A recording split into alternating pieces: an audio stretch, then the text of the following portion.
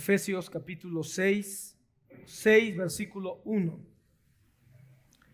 Hijos, obedecer en el Señor a vuestros padres, porque esto es justo. Honra a tu padre y a tu madre, que es el primer mandamiento con promesa, para que te vaya bien y seas de larga vida sobre la tierra. Si abrimos la palabra en Colosenses, por favor. En Colosenses, capítulo 3.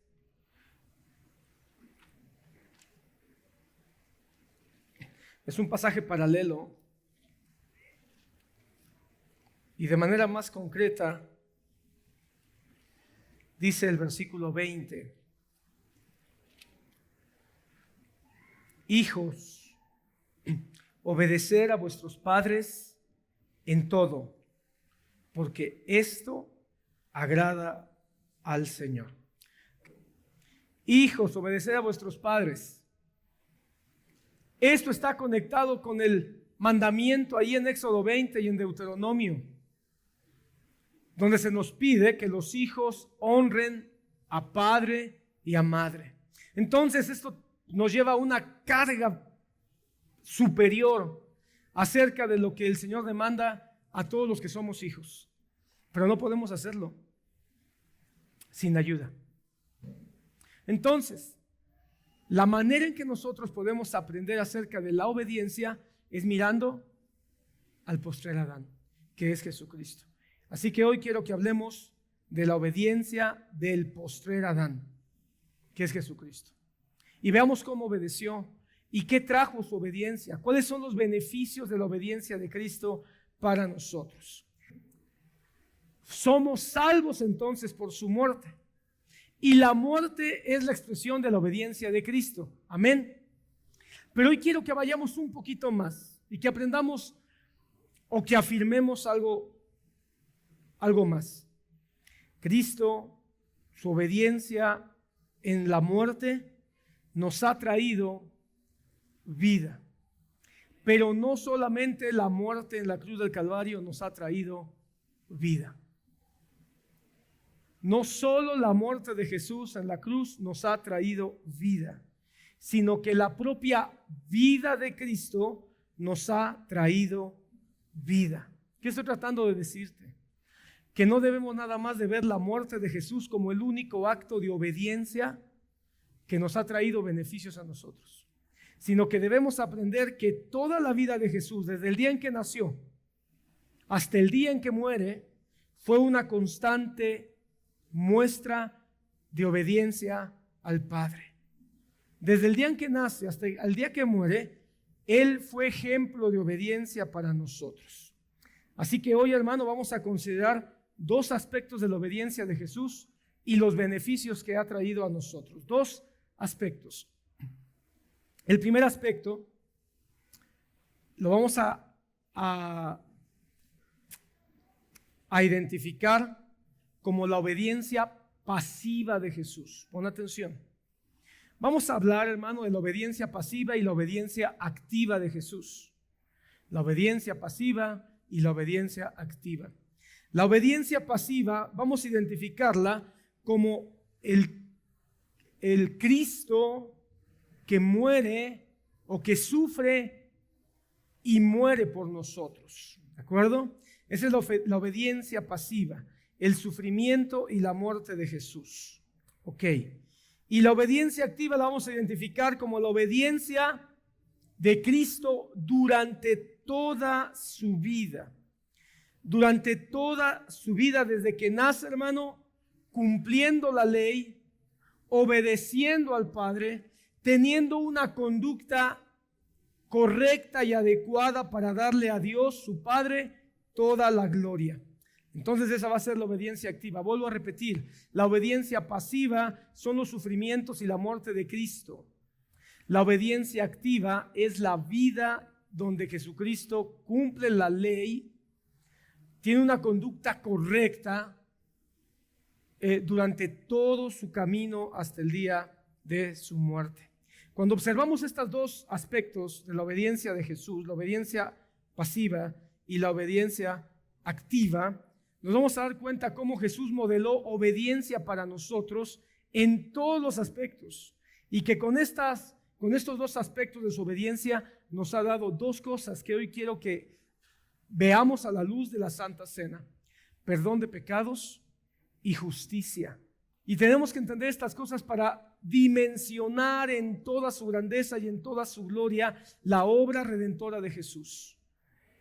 A veces decimos, Cristo me salvó porque murió en la cruz, pero pocas veces meditamos en que Cristo me salvó porque obedeció.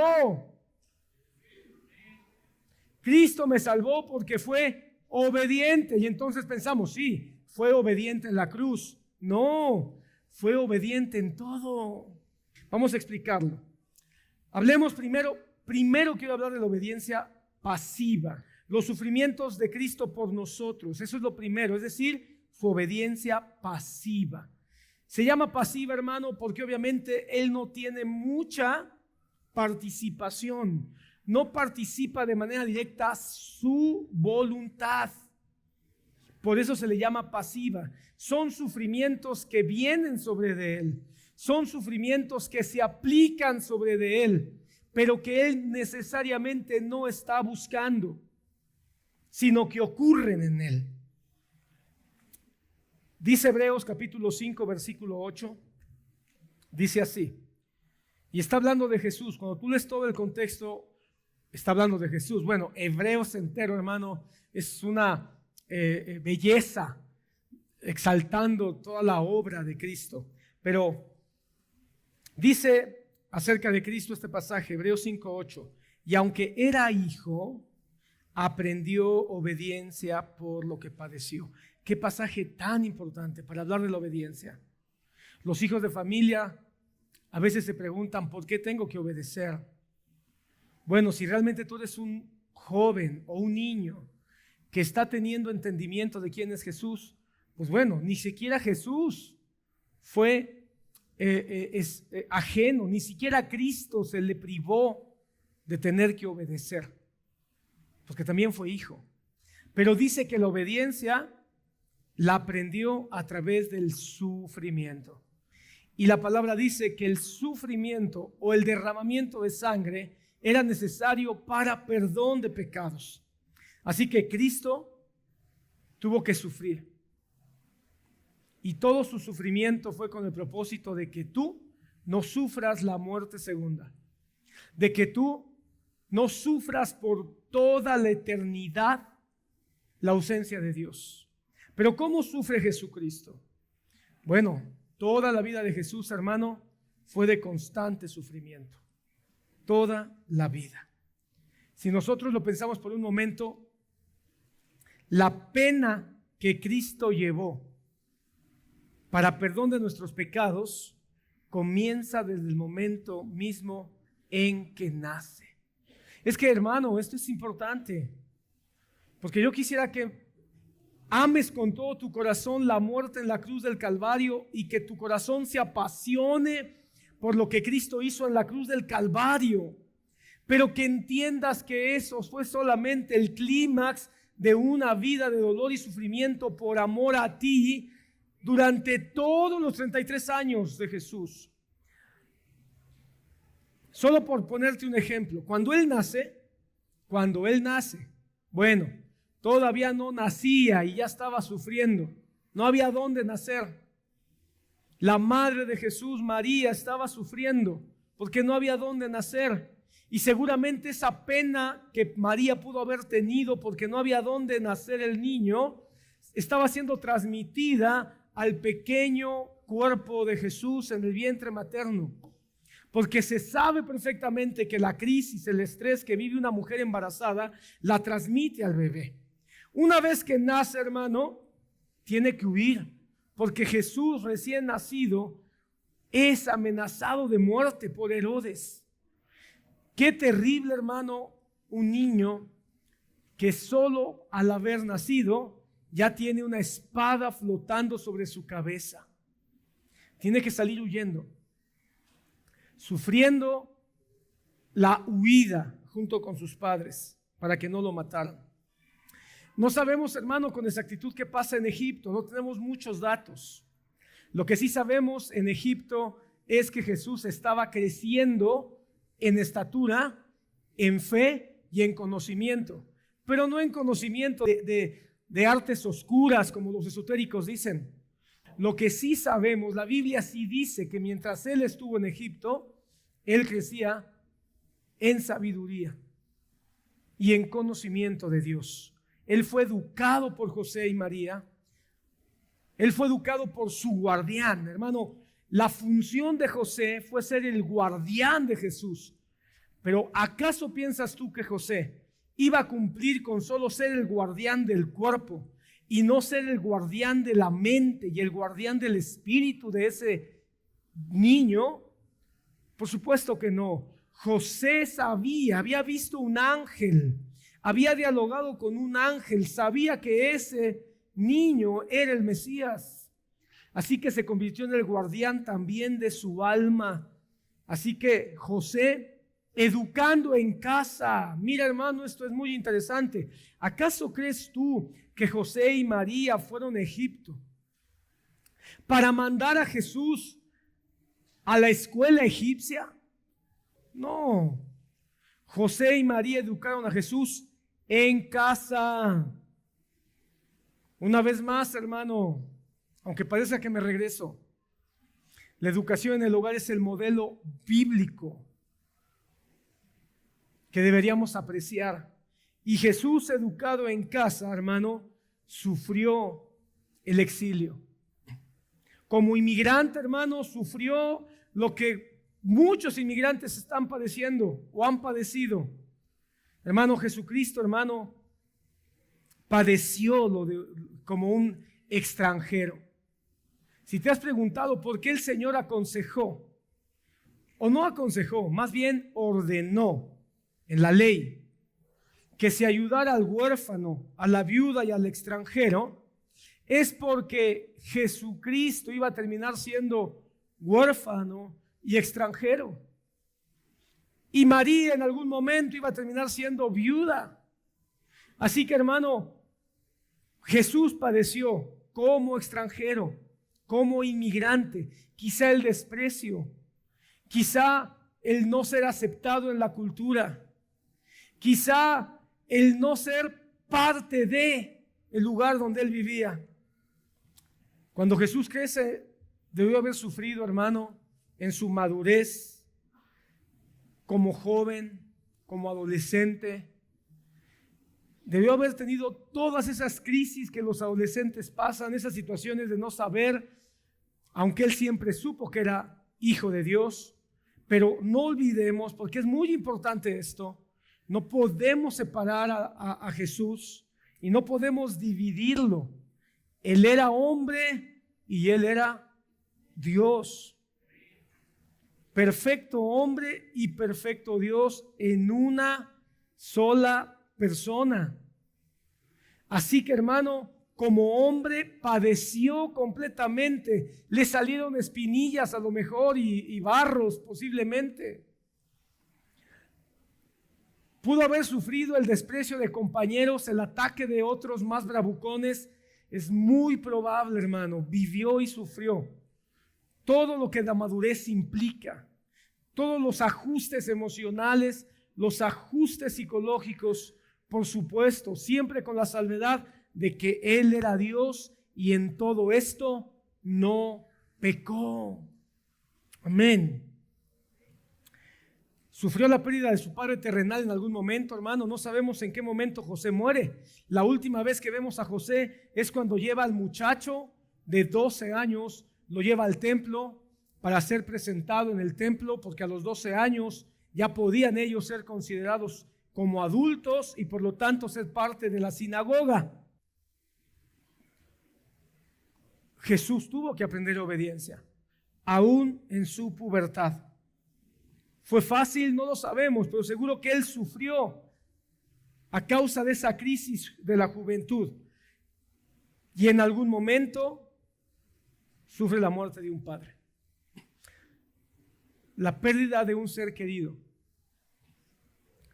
Si alguna vez te has preguntado si Dios entiende que tú hayas perdido a un padre, a una madre, a un hijo, a un abuelo, a un tío, puedes estar seguro que sí lo entiende. Porque Él sufrió la pérdida de un padre excelente.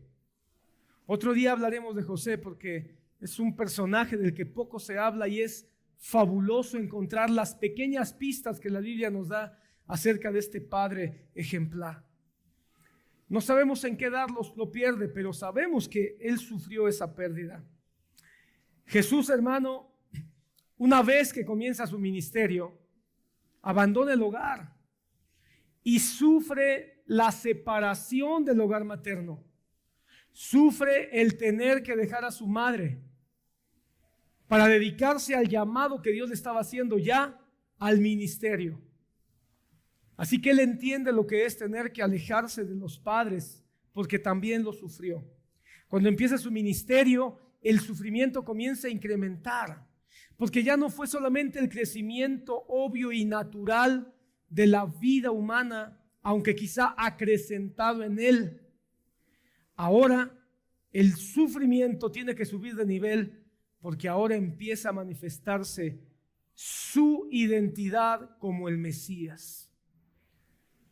Y es llevado al desierto, hermano. Y es muy interesante que quien lo lleva al desierto es el Espíritu Santo. Pasó dolor. Por eso la primera tentación fue: dile a las piedras que se conviertan en pan. Cuando él sale de la tentación victorioso, haber pasado el dolor no significó no haber podido vencer. Comienza su ministerio, hermano, y en este ministerio comienza a vivir un constante dolor por la oposición, por la crítica y la provocación de los que se supone eran los espirituales de Israel. Bueno, Jesús tuvo que padecer todo esto también. Sufrió el dolor de la pérdida de uno de sus mejores amigos. La Biblia dice literalmente que a Jesús le dolió la muerte de Lázaro. Y que cuando llegó a la tumba, Jesús lloró. Y mira, hermano, hay algunos que quieren elevar tanto a Jesús que han interpretado, es que Jesús lloró por la incredulidad de los que estaban alrededor. Yo no dudo que eso le haya causado dolor. De hecho, también le causó dolor la incredulidad de los discípulos. Más de una vez vemos a Jesús diciéndole: oh, generación incrédula, ¿hasta cuándo les he de soportar? Y creo que eso es una expresión clara del dolor que Jesús sentía a causa de que sus discípulos no tenían fe. Entonces Jesús no fue exento del dolor. Y en nada de esto que te acabo de platicar, Él lo provocó. Todo esto fue un dolor que tuvo que vivir pasivamente. De nada esto Él fue responsable. De nada de esto Él participó para que fuera víctima, por decirlo así, de esta clase de dolor. Pero ¿por qué pasó esto, hermano? Porque tenía que cumplirse en Él de manera clara, perfecta, la profecía del profeta Isaías. Isaías 53, capítulo 3, tú lo conoces, este pasaje dice: varón de dolores, hecho para el sufrimiento, dice una versión, perfeccionado en quebranto, dice otra versión. Varón de dolores, perfeccionado en quebranto. Él tenía que ser perfeccionado en dolor, en sufrimiento, hermano. Hermano, podemos creer que Jesús sonrió. Podemos creer que Jesús tuvo momentos de gozo, momentos de alegría, momentos de satisfacción. Por supuesto que sí. Pero fueron más los momentos de dolor y de sufrimiento, porque tenía que ser el Mesías que tenía que llevar el sufrimiento al máximo nivel por causa tuya, para perdón de nuestros pecados. Significa que Jesús tenía que sufrir desde el momento de venir a la tierra hasta el momento de dejarla, porque a través de su sufrimiento perdona o perdonaría tus pecados. Ahora, hermano, por supuesto que tenemos que llegar al dolor de la cruz. Todo lo que hemos dicho ha sido previo a la cruz. Tenemos que llegar al dolor de la cruz, porque el dolor de la cruz es el momento de obediencia pasiva más gloriosa. Es el momento de obediencia pasiva donde se descarga sobre él sin que él tenga responsabilidad, sin que él haya provocado absolutamente nada. Y sin ser responsable, se le inflige el más grande dolor. Y quiero que escuche rápidamente por qué. Los sufrimientos de Jesús entonces se van intensificando conforme Él va creciendo, conforme Él va avanzando en su ministerio, hasta llegar a la cruz, hasta llegar al aposento alto, donde empieza a padecer, donde empieza a tener sufrimiento, entrando al Getsemaní, donde Él va a decir: estoy sufriendo hasta la muerte, y después llegar a la cruz.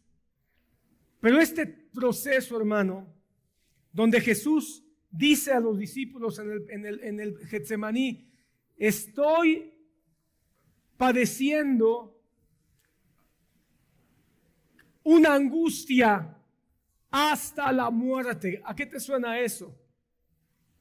Estoy pasando una angustia hasta la muerte. Esa es la razón por la que suda sangre, hermano, en el Getsemaní. La sangre de Jesús comienza a ser derramada de manera simbólica en la Santa Cena. Después en el Getsemaní, a causa del estrés, de una manera psicológica extrema, y termina derramándose en la cruz del Calvario. Como que Él ya estaba hablando que el dolor y el sufrimiento estaba a punto de llegar a su máxima expresión. Y de manera muy específica en la cruz del Calvario hubo 4 tipos de dolor o 4 tipos de sufrimiento que Jesús pasó por ti. 4 aspectos diferentes. Número 1, en la cruz del Calvario el Señor Jesús pasó por un dolor y sufrimiento físico. Por un dolor y sufrimiento físico, que es lo más fácil quizá de entender, pero es bueno que lo estemos recordando, hermano. Jesús sufrió más dolor físico que cualquier ser humano jamás haya sufrido. Lo podemos asegurar. Cuando analizamos todo el sufrimiento, todo el recorrido de dolor, desde el Getsemaní hasta la muerte en la cruz, podemos decir que no ha habido un hombre que ha vivido un nivel de dolor físico a ese nivel. Están de acuerdo, hermanos, los estudiosos, en que la pena capital más monstruosa, más desalmada que se le ha ocurrido a la mente perversa del ser humano es la crucifixión. Tan es así, hermano, que la crucifixión duró muy pocos años, hermano. En realidad, duró muy pocos años. Para ser exacto, no duró más de 10 años, hermano. ¿Por qué? Porque llegó un momento que los propios romanos dijeron: no, nos estamos pasando de listos con esta pena de muerte. La verdad que estamos siendo muy desalmados. Y la quitaron y continuaron con otro tipo de penas capitales. Dato curioso: 8 años, 10 años es lo que duró la pena capital en Roma como la pena capital más grave. Qué interesante que Dios decidió que Jesucristo naciera dentro de ese periodo de 8 o 10 años donde esta pena capital se impuso. No antes, no después, sino cabal en el tiempo donde al ser humano se le iba a ocurrir la pena de muerte más horrorosa, más desalmada, más deshumana o deshumanizada que han podido crear hasta la fecha, mucho más que la guillotina. La guillotina, hermano, es una pena capital con mucha clemencia, a diferencia de la crucifixión. Hay muchos documentos que así lo avalan.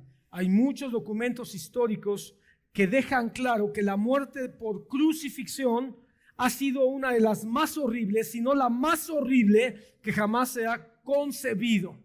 Y aunque ya lo hemos predicado y a mí me fascina, hermano, y incluso hay muchos libros donde se habla de esto a detalle. Uno de ellos, el que el Señor me permitió escribir, Más allá del sacrificio. Quisiera recordarte, hermano, que a todos los criminales que subían a la cruz, a la pena de la crucifixión, morían básicamente por sofocación. Esa era la razón principal de la muerte. Morían porque no podían continuar respirando. Pero como no podían continuar respirando, hermano, esto no era automático.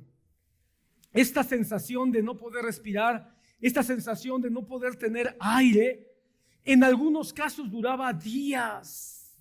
Así que era una muerte, hermano, demasiado angustiosa. Pero hay otro dolor mayor que el dolor físico, y es el dolor de llevar el pecado. Hermano, más horrible que el dolor en las manos, en los tobillos, en la espalda, en la cabeza, el no poder respirar, todo ese dolor, hermano, que el Señor llevó, el dolor del pecado, que poco pensamos, poco meditamos en eso, de tal manera que cuando el pan que comemos es pan con levadura, lo que estamos diciendo es que Él llevó el pecado de todos nosotros. Mira, el pan partido nos habla de su cuerpo lacerado, pero el pan leudado nos habla de que Él llevó todo el pecado. ¿Sí sabes de qué nos habla eso? De un dolor psicológico, un dolor a nivel emocional, un dolor a nivel mental, hermano. No pierdas de vista, Jesús fue verdaderamente hombre. Yo no sé cuántos de ustedes que realmente tienen el Espíritu Santo sienten dolor, sienten angustia, sienten pesar cuando saben que han cometido una falta, cuando saben que han cometido un pecado, cuando saben que han hecho algo que no es correcto. Si realmente tienes al Espíritu Santo, entonces dices, esto no estuvo bien. Lo que hice no debía haberlo hecho. Y a veces, hermano, pensamos y repasamos por qué hablé, por qué dije, por qué hice, por qué permití. ¿Te ha pasado? Y esa angustia que tú sientes, hermano, te lleva a decirle a Dios, Señor, perdóname. Señor, ayúdame. Espíritu Santo, cámbiame. Eso es en términos normales de una persona que en verdad tiene a Cristo. Pero, hermano, el peso nos agobia. La culpa nos agobia cuando hacemos algo que no está bien. Un sentimiento amargo nos viene a la boca, nos viene al alma, nos viene al corazón. Y como hijos de Dios, hermano, nos preocupa sentirnos lejos de Dios. Estoy hablando en términos de cristianos. Bueno, pues ahora eleva todo esto, hermano, a la enésima potencia. Porque no fue el pecado de Jesús, fue el pecado tuyo, el pecado mío, el pecado de él, el pecado de ella, el pecado de aquel, el pecado de toda la humanidad.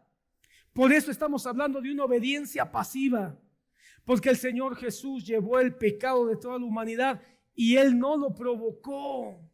Sufrió el pecado de toda la humanidad y Él no lo provocó. Jesús aborrecía el pecado con todo su ser. El Mesías, el Verbo, aborrecía el pecado porque Él es Dios. El pensamiento de Jesús, hermano, no estaba en hacer el mal. El pensamiento de Jesús toda su vida estaba en salvar.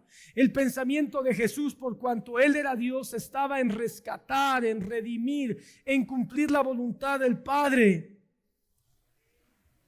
Él, hermano, instintivamente, por su naturaleza divina, se rebelaba del mal, huía del mal. Mi hermano, de un pecado o de un mal tan sutil como el elogio, hasta de eso huía el Señor. De la vanagloria, del sentirse más de lo que vale. Mira, Él sí podía sentirse más porque Él era el todo, pero aún ahí Él se escapaba. Cuando lo querían elogiar demasiado, Él se iba a la soledad, buscaba la soledad para no ser afectado por la tentación de la soberbia. Porque Él instintivamente, como el Mesías, como el Verbo, como Dios, huía del mal. Sin embargo, en obediencia al Padre, por obediencia al Padre y por amor a nosotros, llevó sobre de sí los pecados de todos los que a Él iba a salvar. Yo estoy leyendo la versión, o voy a leer este pasaje en la versión traducción viviente. Dice así: todos nosotros nos hemos extraviado como ovejas. Hemos dejado los caminos de Dios para seguir los nuestros. Sin embargo, el Señor puso sobre él los pecados de todos nosotros. Ahora mira el versículo 12. Yo le rendiré honores de un soldado victorioso, porque se expuso a la muerte. Fue contado entre los rebeldes. Cargó con los pecados de muchos e intercedió por los transgresores. ¿Qué notas en estos dos versículos? Que los pecados fueron puestos sobre de él. Él no los hizo. Los pecados fueron cargados sobre de él. Él no los provocó. El dolor psicológico de tener que llevar algo que no hizo fue sobre nuestro Señor. A la luz de estos pasajes, hermano, nos damos cuenta que así como los pecados de Adán nos fueron imputados, la palabra imputación no significa sino solamente poner algo sobre de alguien más o colocar algo sobre alguien más. Los pecados de Adán fueron puestos sobre nosotros, nos fueron imputados. Ahora nuestros pecados le fueron imputados a Jesús. Mira, el pecado de Adán nos fue puesto. No podemos tener salvación y vida eterna. Pero ahora nuestros pecados nos son quitados y le son puestos a Jesús. ¿Qué significa eso? Que cuando el Padre vio a Jesús, los pecados no eran de él, pero lo trató como que si fueran de él. Lo castigó como si fueran de él. ¿Y qué provocó esto? El tercer aspecto de dolor en la cruz. Y el tercer aspecto de dolor en la cruz es el abandono. Si bien en vida Jesús sufrió el abandono de sus discípulos, sufrió el abandono de sus mejores amigos. La palabra dice eso, que a los que él amó, eso dice la palabra, que a los discípulos los amó y los amó hasta el fin. Pero llegó un momento, hermano, donde él les dijo: ¿saben qué? Estoy angustiado hasta la muerte, quédense por favor conmigo, ayúdenme a velar, a orar. ¿Y sabes qué hicieron sus amigos? Se quedaron dormidos. Y cuando Jesús vuelve hacia ellos, ahí se mira el dolor, hermano, de Jesús.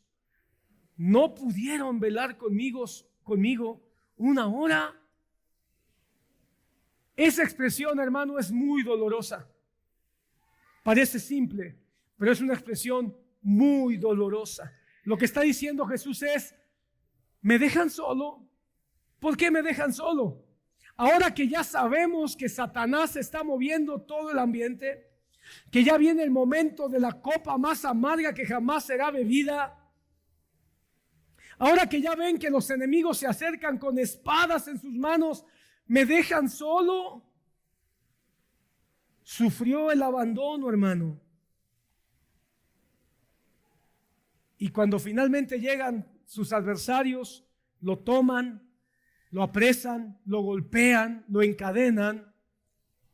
¿Qué hicieron sus discípulos? Huyeron. Eso dice la Biblia. Huyeron. Lo dejaron pasar todo ese proceso solo. Aun cuando Pedro estaba ahí tratando de mirar qué pasaba, cuando Pedro dice: no lo conozco, no sé quién es, no me pregunten a mí. Jesús sufrió el abandono de Pedro. Ahí estaba Jesús, escuchó a Pedro, vio a Pedro a lo lejos, sintió el abandono de su amigo Pedro. Pero sin duda, el rechazo más grande, el abandono más doloroso que Jesús vivió no fue el de sus amigos, no fue el de Pedro. Fue el haber sido privado de la cercanía, del contacto con el Padre. Dice Mateo 27:46. Y entonces Jesús exclamó: Elí, Elí, lema sabactani. Y esto es: Dios mío, ¿por qué me has abandonado? En este momento, hermano, el gozo de Jesús, el gozo más profundo de su corazón, le fue arrebatado. Escucha bien, porque lo abandonaron sus discípulos, lo rechazó Jesús, pero la fuerza del Padre seguía vigente ahí. Pero el momento en que el pecado le es imputado, el pecado de toda la humanidad, se cumple la palabra que dice que la paga del pecado es muerte y la muerte es separación. Jesús tuvo que sentir en su alma el abandono del Padre. No es que el Padre lo abandonó en el sentido de la identidad divina, pero el alma humana, verdaderamente humana, genuinamente humana de Jesús, no pudo más sentir el gozo de la comunión con el Padre. Se había separado de esa dulce comunión que había tenido con el Padre a nivel de sus emociones, a nivel de su alma. La fuerza que lo movía, la fuerza interna que lo movía, en ese momento pareció desaparecer y enfrentó virilmente el juicio de la culpa de millones de pecados, el peso de la culpa de millones y millones y millones y millones y millones y millones y millones de pecados. Si se pudieran poner en dígitos todos los pecados que Jesús llevó, hermano, no alcanzarían las estrellas. Sería un 1 con todos los ceros representados en las millones de estrellas y aún más. Y todo esto, hermano, el dolor físico, el dolor emocional, el dolor de la separación en ese contacto pleno y perfecto con Dios el Padre. Que vuelvo a insistir, hermano, no te confundas. No es que Dios se separó. Dios no se puede separar. Pero el alma humana de Jesús estaba sufriendo lo máximo sin dejar de ser Dios. ¿Sabes a qué llevó todo eso? A algo, hermano, que vale la pena aclararlo profundamente. Algo que muchos quizá de ustedes lo han escuchado, otros quizá lo han escuchado poco, otros quizá no lo han entendido. Porque todo esto, hermano, llevó al cumplimiento de una palabra que se encuentra de manera constante en el Antiguo Testamento. El cumplimiento de la venganza de Dios.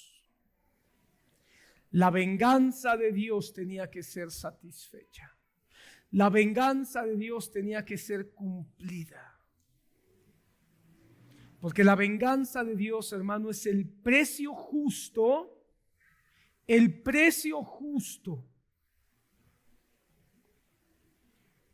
al delito. Nosotros usamos la palabra venganza solo en una connotación negativa, porque para nosotros la venganza es un sentimiento de desquite, insano, irracional, de hacerle daño mayor al que me hizo alguna clase de daño a mí. Y esa venganza ciertamente es perversa, pero hay una venganza correcta. ¿Sabes cuál es? La venganza de la justicia. Porque cuando un delincuente que mató, que violó, que secuestró, se le comprueba que él es culpable de todo eso, tiene que haber un vengador. ¿Y sabes quién es el vengador? El juez, que dice cadena perpetua. Él es el vengador. Está haciendo venganza a aquellos que fueron ultrajados.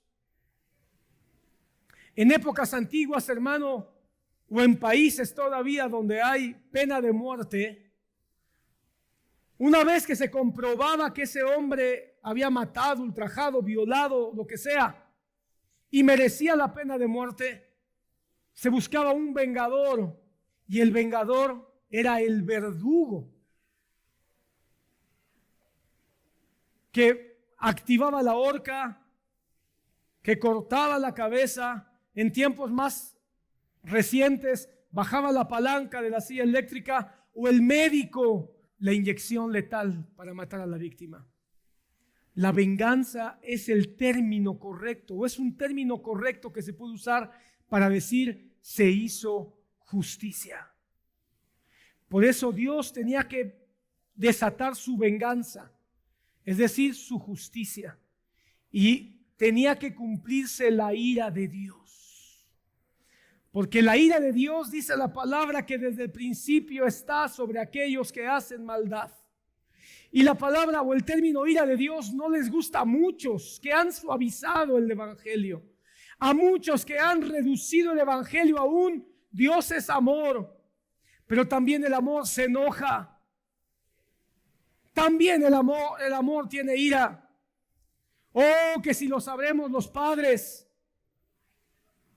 Hermano, cuando se habla de la madre que se quita la chancla voladora y se la avienta a su hijo, hermano, eso es la ira de una madre que no tolera que su hijo no sea bueno. Porque el Señor en su palabra dice que Él es grande en misericordia y tardo para la ira. Pero ese tardo para la ira no significa que la ira no está ahí. Tarda, la retiene, la aplaza. Pero tarde o temprano la ira tiene que caer. Y la aplazó tanto, y la aplazó tanto, y la retuvo tanto hasta que llegara el Verbo hecho carne. Y entonces, hermano, el Señor Dios, reteniendo su ira, aplazando su ira, cuando vino el Hijo y el pecado de todo el mundo, el pecado de todos sus hijos, el pecado de todos sus escogidos, fue puesto en Él. Toda la ira retenida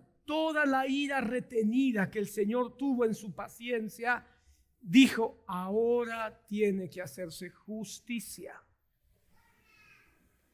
Y la ira de Dios cayó sobre Cristo Jesús. Cuando Jesús lleva a solas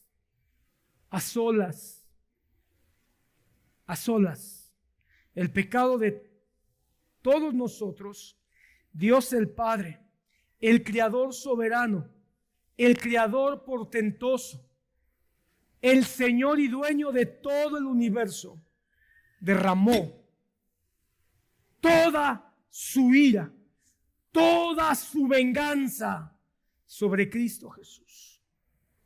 Y Jesús se vuelve el objeto del intenso aborrecimiento del pecado, de la profunda venganza contra el pecado que Dios había almacenado, que Dios había guardado, que Dios había reservado para no tener que golpearte a ti y a mí con su ira. Ahora su ira ha sido aplacada. Y ahora cuando ve a Jesús, a través de Jesús, te mira a ti obediente, te mira a ti santo, te mira a ti acepto. Por eso es, hijos, obedecer en el Señor, tienes que ir al Señor. Por eso es que somos aceptos en Él. Porque si no fuera por Él, hermano, la ira caería sobre tu desobediencia. La ira caería, hermano, sobre nuestro pecado. Romanos 3:25 dice, a quien Dios exhibió públicamente, está hablando de Jesús, a quien Dios exhibió públicamente como propiciación por su sangre a través de la fe, como demostración de su justicia. Pon atención, porque en su tolerancia Dios pasó por alto los pecados cometidos anteriormente. ¿Cuáles son los pecados cometidos anteriormente? Los pecados antes de Jesús. Los pasó por alto, es decir, los retuvo. Pero ahora que vino Jesús, lo exhibió públicamente, esa es la cruz del Calvario, como propiciación. La palabra propiciación es un pago de justicia en rescate de alguien. Un significado, hermano, que se le puede dar a la palabra propiciación es un sacrificio que lleva la ira de Dios hasta el fin para cambiar la ira de Dios en favor. Para cambiar la ira de Dios en favor. Esa es la propiciación. La propiciación es cuando algo debería caer, destrucción, pero hay propiciación. Y en vez de haber juicio y destrucción, se da un favor. Y Jesucristo fue la ofrenda propiciatoria. Fue la ofrenda de propiciación que cambió la ira y destrucción contra el hombre a causa de su pecado y la cambió en aceptación, en justicia, en redención, en perdón de pecados, en misericordia. Por eso es que ahora Hebreos dice, no teman, no se avergüencen, acercaos confiadamente hasta el trono de la gracia y alcancen misericordia. ¿Por qué? Porque tenemos propiciación. La ira, la venganza cayó sobre Cristo Jesús. Eso fue la obediencia pasiva. No por Él. Él no la buscó. Él no la provocó. Cuando nosotros recordamos el pan y el vino, hermano, estamos recordando esa obediencia pasiva. Mira, hermano, hoy tomamos el pan y el vino como un recordatorio de gozo, de amor, de plenitud. Pero para Jesús, dar el cuerpo y la sangre fue una experiencia dolorosa, de soledad, de abandono, de rechazo y de venganza. Cristo enfrentó la ira del Padre Celestial y lo más glorioso es que lo hizo por una culpa que ni siquiera era suya. Y ahora tú y yo, hermano, nada más lo que nos toca hacer es escondernos detrás, hermano, del hermano mayor, porque el hermano mayor le dice, no papá, pégame a mí. No papá, acuérdate, a mí ya me diste, a mí ya me azotaste, a mí ya me abandonaste, a mí ya me desechaste. Ahora acéptalo, recuerda que yo lo acepté por él. Eso nos debería empujar a la santidad. Porque eso nos debe de llevar a meditar en lo que es la obediencia activa de Jesús. Porque si bien Jesucristo ya sufrió en obediencia pasiva el dolor y el sufrimiento para que nosotros no lo suframos, Él también tuvo una obediencia activa. ¿Sabes para qué? Para que nosotros seamos llevados a una obediencia activa. Porque mientras que su obediencia pasiva es el dolor que Él no quiere que suframos, más bien que Él ya pagó para que nosotros no tengamos que enfrentar la muerte eterna, la obediencia pasiva es la justicia de Dios derramada en nosotros para que nosotros podamos tomarlo a Él como modelo de nuestra vida en obediencia. Si Cristo, hermano, pon atención, primero quiero decirte qué es la obediencia activa. Si Cristo hubiera ganado para nosotros solamente perdón de pecados a través de su muerte, no nos merecemos todavía el cielo. Explico. La paga del pecado es muerte. Eso dice la palabra. Ya hubo muerte. Ya hubo el pago, derramamiento de sangre. Ya se pagó el precio por el pecado. Eso ya está saldado. ¿De acuerdo? Entonces podemos venir delante de Dios y decir, Señor, ya pagó Jesús. Y el Padre va a decir, de acuerdo, ya está todo pagado. Se pagó el precio. Ya no hay muerte. Pero ahora tengo un problema. ¿A dónde te llevo? Ya se pagó para que no vayas al infierno. Pero para ir al cielo, tienes que hacer buenas obras. Porque la palabra de Dios pide la ley que sea cumplida. La ley tiene que ser cumplida para poder estar en el agrado de Dios. Ya otro pagó tus pecados y ahora tus obras para poder estar en el regazo, el cumplimiento de la ley. Ahí están atorados los católicos y un montón de cristianos. Entonces ellos, los católicos de plano, dicen que la salvación está fundamentada sí en la muerte de Cristo, pero nada más como una esperanza. Tiene que ser asegurada, garantizada o certificada por las obras que nosotros hagamos, por los méritos que nosotros hagamos. Es aquí, hermano, donde la obediencia activa de Jesús tiene gran relevancia. Es aquí donde la obediencia activa de Jesús, de la que a veces no tomamos mucha atención, o no escuchamos, o no aprendemos, toma gran relevancia. Porque resulta que Jesús tuvo una obediencia pasiva. Es decir, hubo muchas cosas que sucedieron de las cuales Él no tuvo responsabilidad. Él no cometió pecado. ¿Estamos de acuerdo? Él no merecía la ira del Padre. Fue la ira del Padre a causa de nuestro pecado. ¿Estamos de acuerdo? Fue abandonado, pero no porque Él haya hecho algo malo. Fue abandonado a causa de nuestra maldad.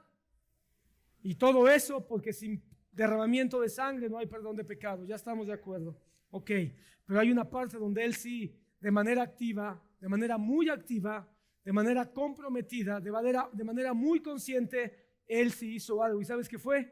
Cumplir la ley enteramente.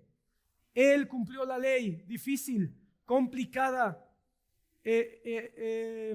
prácticamente en términos humanos imposible. Por eso tenía que venir Dios hecho carne. Por eso tenía que venir el Verbo encarnado. Porque solo Dios podía cumplir la ley. Entonces ahora Cristo vive una vida perfecta de obediencia a Dios.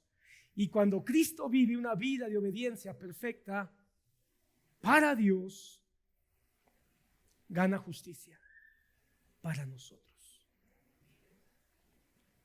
Aprende esto. Nosotros somos perdonados por la muerte de Jesús, pero se nos ha dado justicia por la vida perfecta de Jesús. Tenía que obedecer toda la ley durante toda su vida, de modo que los méritos de su vida, los méritos de su obediencia perfecta, nos fueran también imputados a nosotros. No nada más nos fue imputada su redención. No solamente nos fue imputada la propiciación, nos fue imputada su justicia. ¿Estamos entendiendo esto, hermano? La obediencia activa de Jesús entonces es cada vez que Él pudo mentir, pero no mintió. Cada vez que Él pudo robar, pero no robó. Cada vez que Él pudo defenderse agrediendo, diciendo palabrotas, diciendo maldiciones, pero no lo hizo. Cada vez que Él sometió su voluntad al Padre, en vez de dejarse llevar por las tentaciones o las provocaciones. Mi hermano, quizá tú siempre has visto, solo por poner un ejemplo, siempre has visto el pasaje de la moneda solo y solamente como la gran sabiduría de Jesús para responder. Y ciertamente hay una gran sabiduría ahí. Pero la palabra dice claramente que lo estaban provocando. Así que cuando le dicen es lícito dar tributo al César, ¿qué estaban buscando? Que él se violentara, que él maldijera, que él se vanagloriara, que él se llenara de orgullo y de soberbia. Sin embargo, cuando él toma la moneda y dice, ¿de quién es la cara? Del César. Dar al César lo que es del César y a Dios lo que es de Dios. Lo que él estaba haciendo no nada más dar una respuesta sabia, que sí lo fue. Lo que él estaba haciendo es de manera activa, consciente y positiva, evadir la ira, evadir el orgullo, evadir la soberbia, evadir la vanagloria. evadir el insulto. Tantas cosas que están en esa expresión de tanta sabiduría. Su obediencia activa estaba haciendo méritos. ¿Para qué? ¿Para ser un gran profeta? ¿Para qué? ¿Para terminar siendo reconocido como el iluminado? ¿Por qué sus méritos de su vida, de su obediencia activa? Para que tú tuvieras justicia. En otras palabras, los méritos de Jesús en su vida activa, en su obediencia activa, no fue en primera instancia para él mismo. En primera instancia fue por obediencia al Padre, porque todo lo que hizo lo hizo para la gloria del Padre. Pero en segundo término, para que tú tuvieras méritos de justicia a través de su vida. Mira lo que dice Filipenses 3:9. Filipenses 3:9 dice, lo voy a leer en la versión Las Américas, dice: no teniendo mi propia justicia, está hablando el apóstol Pablo, no teniendo mi propia justicia derivada de la ley, sino la que es por la fe en Cristo, la justicia que procede de Dios sobre la base de la fe. ¿Qué está diciendo? Y un poco antes dice en Él o en Cristo. ¿Qué es lo que está diciendo Pablo? Que su justicia no es derivada de la ley porque Él no puede cumplir la ley. Su justicia no es derivada de la ley porque Él no puede cumplir la ley. Sin embargo, su justicia es derivada por la fe en Cristo. La justicia que procede de Dios. ¿Quién es la justicia que procede de Dios? Cristo, hermano. Cristo es la justicia que procede de Dios. Y ahora, cuando nosotros tenemos fe en Jesús, tenemos también justicia. Entonces, hermano, la base de nuestra redención no es simplemente que se borren los pecados, lo cual es glorioso, sino que podamos ser llamados justos.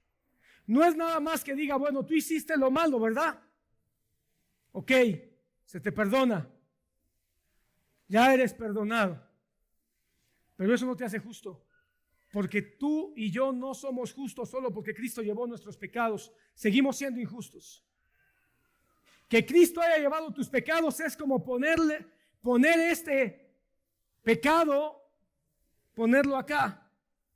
Ok, ya. Pero la clinera sigue teniendo pecado.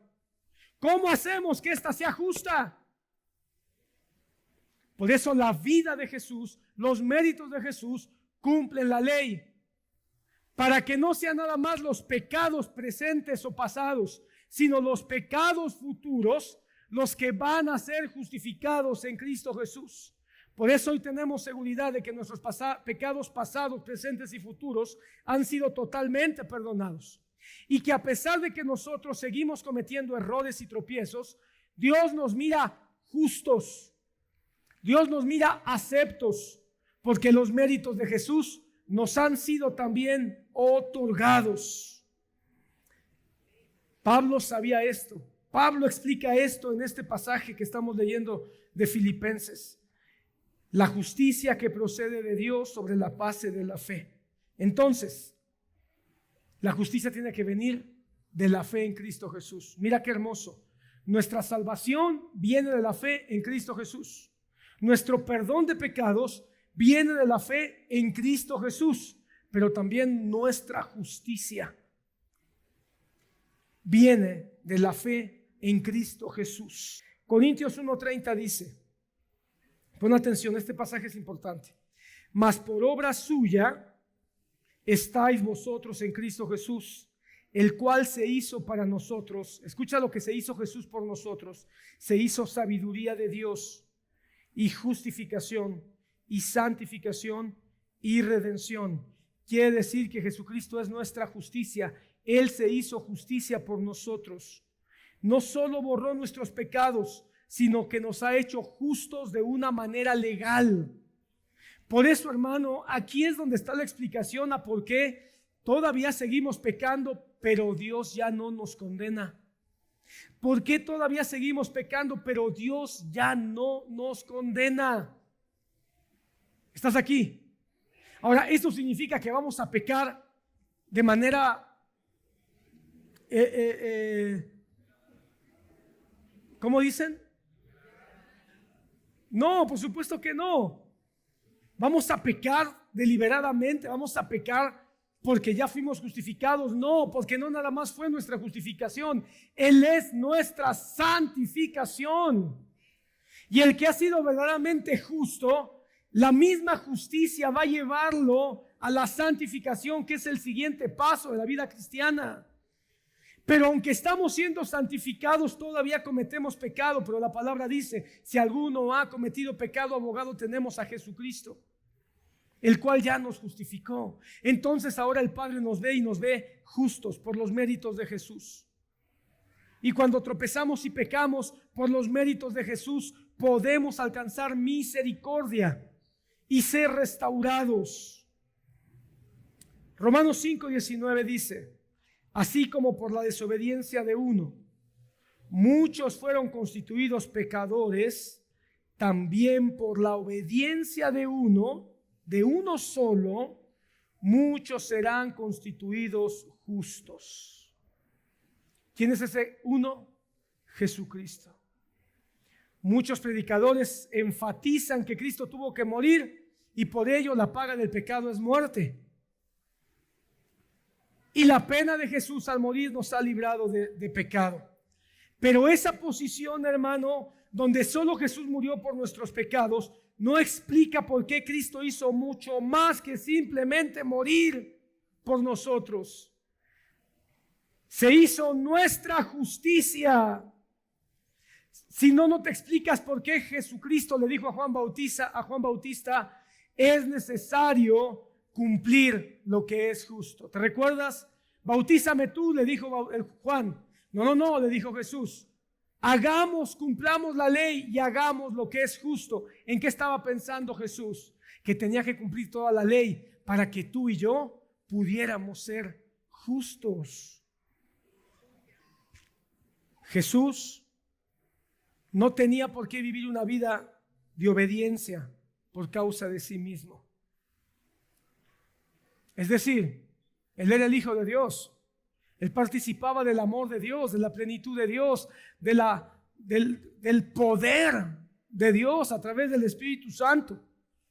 Desde la eternidad, hermano, Él era y es Dios. Su carácter, hermano, de Cristo es el carácter de Dios. Así que Él no tenía por qué demostrar con su obediencia que Él es Dios. ¿Me explico? Él no tenía por qué demostrar que Él es Dios. Él es Dios. ¿Por qué entonces tenía que cumplir una vida de justicia? ¿Por qué entonces tenía que vivir una vida de cumplimiento a la ley? ¿Por qué tenía que vivir una vida de obediencia constante al Padre? ¿Para demostrar que Él era santo? ¿Para demostrar que Él era Dios? De ninguna manera.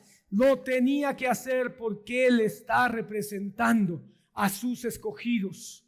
Así que Él tenía como representante de su pueblo escogido cumplir toda la ley para hacer a su pueblo escogido justo de manera perfecta. Si solamente se trataba, pon atención con este pensamiento, quizá ayuda. Si solo se tratara de morir, derramar la sangre para perdonar nuestros pecados, pregúntate, ¿por qué no murió Jesús cuando recién nació? Si se trataba de morir y derramar sangre, ¿por qué no morir en las manos de Herodes? Murió, derramó sangre, se perdonaron los pecados. Él es Dios. ¿Por qué no morir en su adolescencia? Se trata de morir, derramar sangre. ¿Por qué no en su adolescencia? ¿Por qué hasta los 33 años? Porque tenía que llegar a una edad mediana, a una edad de plenitud, a una edad de hombría perfecta, suficiente para hacer los méritos de vida, para hacerte justo a ti y a mí. ¿Se entiende eso? Si se tratara solo de morir y derramar sangre, ¿para qué vivir una vida de tanta obediencia? Entonces, preguntémonos, cuando vemos la vida de Jesús y la vemos con nuestra vida, cuando comparamos la vida de Jesús y la comparamos con nuestra vida, cuando vemos la posición de Jesús delante del Padre y vemos nuestra posición delante del Padre, ¿cómo te miras tú? ¿Cuál es mi propósito hoy? Mi propósito es que tu perspectiva de la vida de Cristo se haga más amplia. Que te des cuenta que toda la vida de Jesús tuvo razón de ser. Que el Evangelio es Cristo. Desde que nace hasta que resucita. Porque a veces pensamos que el Evangelio es solo los últimos 3 capítulos de los Evangelios. No, todo es el Evangelio. Y Jesús comienza a salvarte, a amarte, a perdonarte, a justificarte, a santificarte, desde que nace hasta que resucita. De tal manera que cuando tú puedas leer hoy los Evangelios, puedas decir, en vez de llorar por el niño Jesús, ¡ay, el niñito Jesús! Que no tenía dónde nacer. En vez de llorar y sentir lástima, puedas decir, qué Dios tan grande, que desde ahí me está salvando.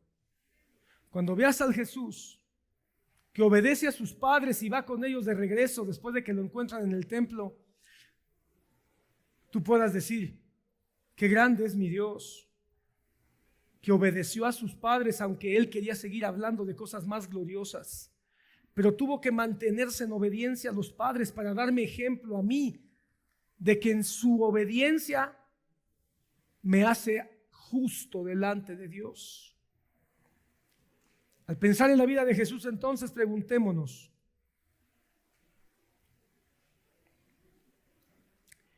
¿solo la muerte de Jesús fue lo suficientemente buena para salvarme? ¿O toda la vida de Jesús fue lo suficientemente buena para que pueda yo tener aceptación delante de Dios? Y lo siguiente, el historial de obediencia de Cristo Jesús, que fue para que tengamos un destino eterno, es digno de que lo sigamos como ejemplo. Ahora tiene sentido el apóstol Pedro cuando escribe en una de sus cartas. Por tanto, seguid sus huellas. Seguid sus huellas. Jesús pagó por tus pecados, pero pagó por tu justicia. A ver, redondemos el mensaje. Si Jesús solo muere por tus pecados, te deja perdonado de pecados, pero sin destino. Porque para que tú tengas un destino junto al Padre, tienes que ser justo. Y la justicia te fue dada con toda su vida, para que cuando llegara el momento de perdonar tus pecados, toda su vida dijera, mis méritos son sus méritos.